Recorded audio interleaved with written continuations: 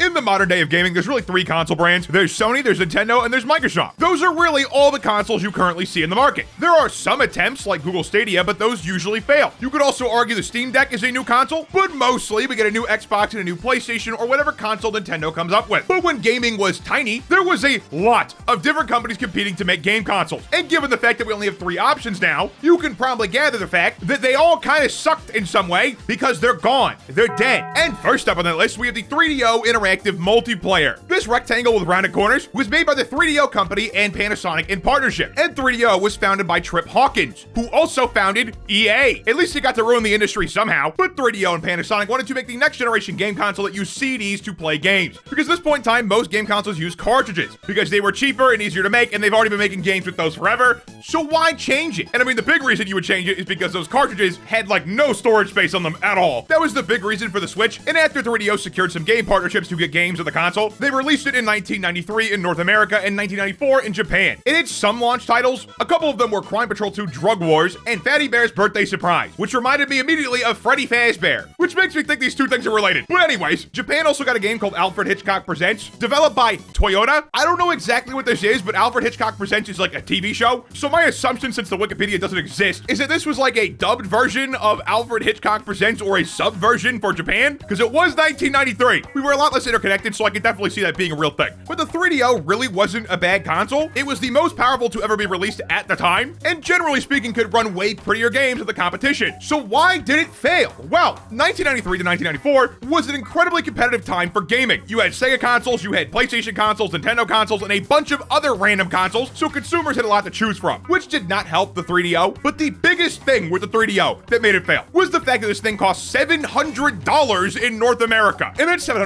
is 1993 money. In modern terms, it's a little over $1,500. And at the time, someone could have just gotten an NES for $180. So it's kind of a no-brainer to get the console that's like 1/4 the cost about. Bandai and Panasonic, realizing the error of their ways, then released a $400 model, but it was kind of too late because this console was also still really expensive, and around that same time they dropped the $400 version. Sony released the PlayStation for $300, and then shortly after that, Sega released the Sega Saturn for $400. The same price as the 3DO, but Sega was already well known because the Sega Genesis sold extremely well. And all in all, the 3DO sold about 30,000 units in North America about a month after release, and 70,000 units in Japan after a launch in March 1994. So it was doing a lot better in Japan. But then Japan realized there's not safe for work releases for the console, so they immediately stopped selling it, which is kind of weird to think about because Japan's currently like the way it is. So in an alternate timeline, this console could still be around if Japan didn't ban it. That is a possibility. But overall, the biggest issue with the 3DO was that it was just too expensive for what it was, and there was already consoles that existed that were much cheaper and much more established. And on top of that, their competition released consoles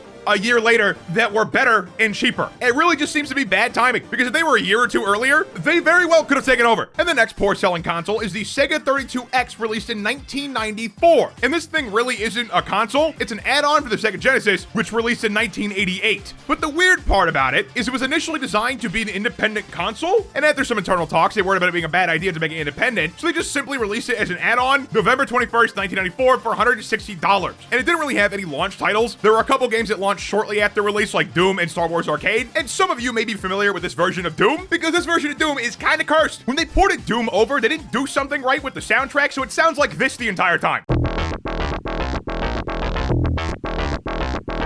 So yeah, that's known as the fart version of the Doom soundtrack, and you can probably tell why. But yeah, overall a pretty barren release. And that makes sense because here's a weird thing. Within about a year, Sega released the Sega Saturn, and you could probably see where this is going now. Both these consoles were advertising a 32-bit gaming experience as their main selling point. So Sega, quite literally, was competing with themselves for no reason. There was no reason to do this because realistically, all this did was make both consoles not sell nearly as well because they were direct competitors with each other. And the Sega 32X was generally criticized for being unnecessary, and it was an add-on feature, so this led to a lot of confusion, understandably, because it is crazy to release two competing products back to back. But in defense of the Sega 32X, it was a different console. It was different from the Genesis. It could play things the Genesis couldn't, like for example, Doom. Doom could not run on the base Genesis, so it did actually add functionality. It's just kind of stupid. And all in all, the Sega 32X was considered a failure by Sega. It sold an estimated 665,000 units in North America by the end of 1994, and then that was pretty much it. They sold the rest of their stock off at steep discounts because no one was was buying it. And the next console we have is the Apple Bandai Pippin. And yes, it is the same Apple, but the Apple Bandai was the first Xbox One in spirit. The goal of this console was to make a consumer audio-visual stereo and television environment. That is the exact quote. And the reason this console even exists is because Bandai wanted to make a downscaled version of Macintosh purely to play CD-ROM games. So they got together and made this thing. It launched in Japan in 1995 and in North America in 1996, and its MSRP was $600, which is really expensive for the time. About $1,200 adjusted for inflation. But this thing really was just a computer, and that's funny because Apple literally said, don't call it a computer in any of your advertisements. That was an agreement they had. But this thing barely had any games. Almost every single game listed for this console is some random piece of computer software. Like this one is literally drawing software based off Dragon Ball. Another one is a literal business report demo. And one of the only actual games I saw listed was Gadget, Invention, Travel, and Adventure. And this game was a port. And if you bought the Apple Bandai Pippin, you couldn't even play this game out of the box because it required a 2MB RAM upgrade to even play. And on top of all of that, this gaming console didn't have a GPU in it or a sound card in it. So they were relying entirely on the CPU to do everything. And to see how far they could dig the hole, Bandai made another version of the console called Bandai Pippin at World. And after both these versions existed in the market for a little while, no one made third-party software, and it barely got any first-party software. So yeah, it was discontinued in 1997, and they sold barely 42,000 units. And the next console we have is the CDI, or the Compact Disc Interactive. This thing released in 1990, and it was co-developed by Philips and Sony to be a digital optical disc data storage format. Yeah, it's a mouthful. Its goal was to combine audio and text graphics, because that's where our standards were in 1990. It could store up to 744 megabytes of data, or in other words, a full 72 minutes of full motion video, which was impressive back then. Also keep in mind, that did not mean HD video. It was probably at best 480p. But this thing was initially designed to mainly be used for education and training, which is why most of the software of this thing is not even gaming stuff. It's all multimedia reference titles and edutainment type things, like interactive museum tours and interactive encyclopedia. But the CDI did have a few notable game titles, and two of those were Link: The Faces of Evil and Zelda: The Wand of Gamelon. And you might have seen these before because the cutscenes of these games are used in a bunch of memes and YouTube poops. I honestly had no idea these cutscenes came from this game. Researching this video is when I found out about this, and if you want to play those games, you actually can. An unofficial remake was made by Seth Flukerson, and you could play it. It was released in 2020. And yeah, it was just a little side project for him. And you might have noticed I haven't mentioned the cost of this thing yet, and that's because the cost is definitely the reason this failed. It was $1,000 MSRP, which is $2,000 in today's money. It is safe to say the CDI was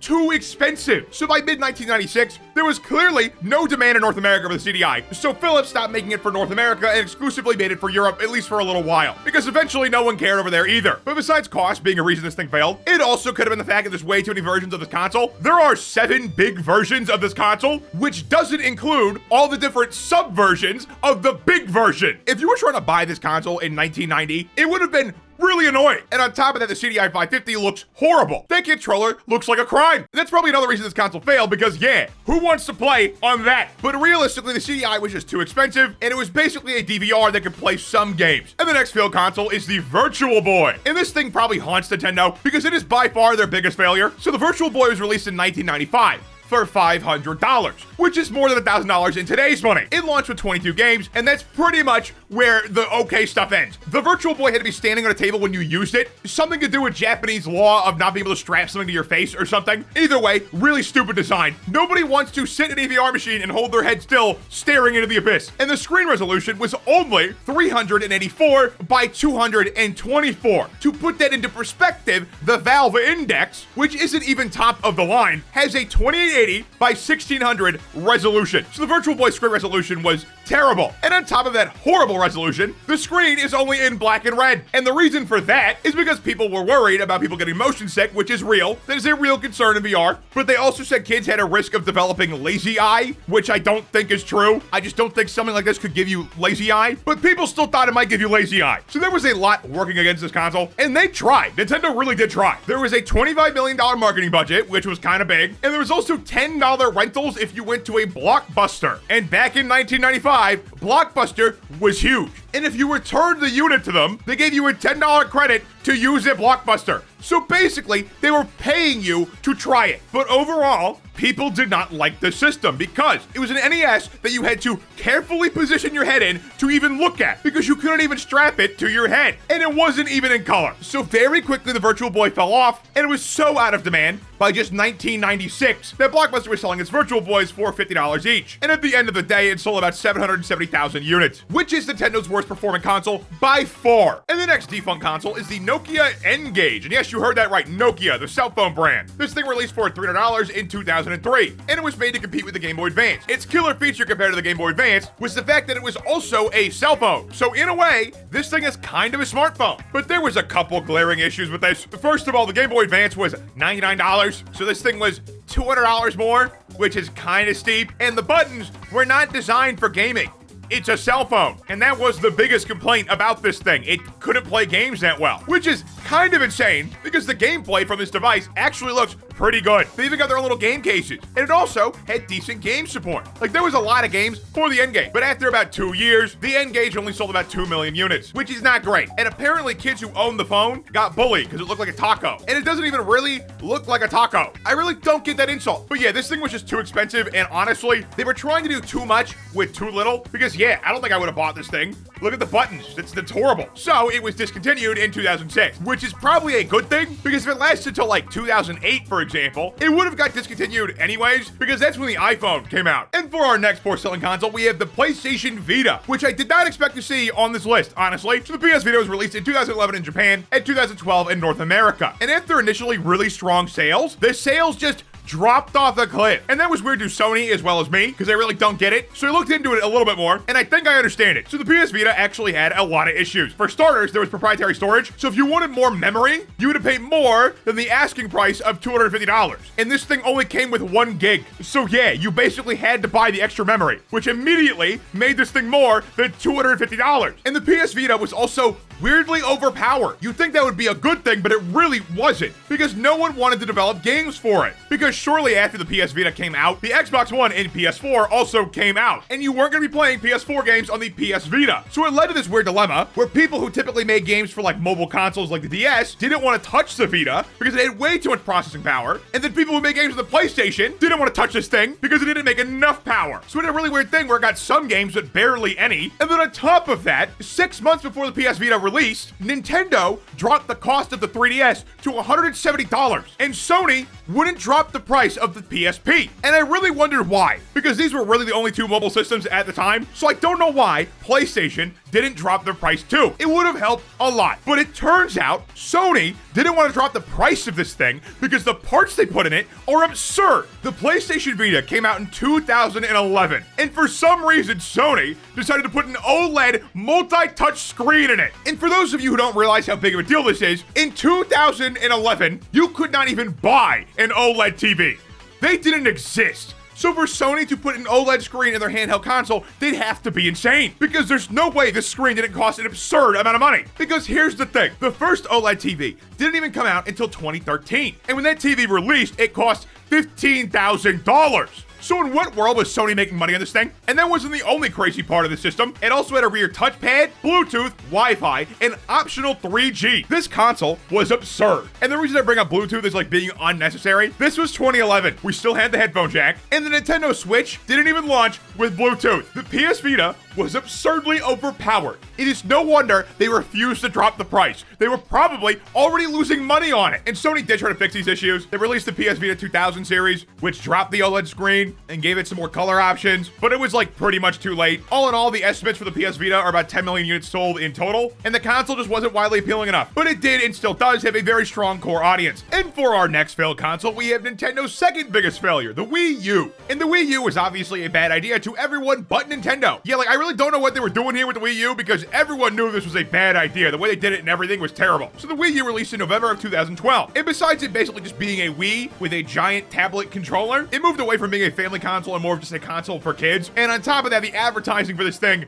made it look like a Wii attachment. This did not look like a new console to almost anybody, because the actual advertisements only really show the tablet controller. They barely show the actual system, because I remember seeing the Wii U when I was a kid and thinking it was just a weird controller add-on, and why would I buy it? And if we ignore the fact that people got this confused as a Wii attachment, this thing was still stupid, because it was $300. And if you're gonna market this thing for kids, why would parents buy a $300 home console for their kid instead of a 3DS you could easily find for under $200? Why would you do that? And this Wii tablet controller thing was barely ever utilized by game devs, and when it was utilized by game devs, a lot of the time people just felt like the game was worse. So using the console in its intended way makes the game worse. Fantastic, Nintendo. And I'm gonna be honest, guys, there's only 2 games I remember on the Wii U, and that is Mario Kart 8 and Zelda Breath of the Wild. And guess what console both of those things are on? The Wii U was just too expensive, marketed extremely poorly, and barely got any game support. And that is why it only sold just under 14 million units. And for the next console, we had the Ouya. And the Ouya was made by Ouya, and it was released in 2013 and then quickly discontinued about 2 years later. It got funded through Kickstarter because, you know, all things like this get funded through Kickstarter. And they raised over $1 million with 8 hours of launching the Kickstarter, which was very successful because their goal was just under $1 million. But unlike other consoles, this console was quirky. It ran on Android, which is code for it being bad. Realistically, nowadays, an Android console might actually be decent, but in 2013, oh no, Android was not there. All the games that came out on this were bad. And even though this thing was only $99, it was still too expensive for what it was. So after about a year, Ouya basically gave up and they sold to Razer. And then Razer realized the dumpster fire they just bought and then discontinued the hardware shortly after buying it. But what is cool is Razer maintained software support until 2019, even though the consoles were discontinued 2 years after release. And all in all, the Ouya only sold about 200,000 units, which is really bad. And for the most recent worst selling console, we have Google Stadia. And there's like no hard numbers on how many users Google Stadia actually got. So the best I could find is it hit 1.3 million peak at some point and level off to a couple 100,000 people actually paying for the service because Google Stadia was cloud gaming. And the reason Google Stadia died is because of cloud gaming. You see, cloud gaming is kind of stupid. Most people in America and every other country in the world for that matter cannot run cloud gaming. Google says you need these speeds to play on cloud gaming, and I think they're lying because there is no chance you're playing a 4K game at 60 frames a second with 35 megabits. That is not gonna happen. And that is the problem with cloud gaming. You don't own any of your games. You're required to always have internet connection, and you have to have some pretty ridiculous speeds to actually cloud game fluidly. Like I'm telling you, if you tried Stadia when it existed with these speeds, you would not have a good time. You just wouldn't. So with users dwindling, Google Stadia shut down about 4 years after launching. And they did that in a very bad way because they didn't tell anybody they were doing that. So a bunch of game devs were suddenly shocked that their game was no longer going out in Stadia. Yeah, that was a disaster. But that has been the worst selling game console. Let me know what you think in the comments down below. Like and subscribe to new, follow me through @spatnz1 and click the answer reset, check out more of my content, and have a good one.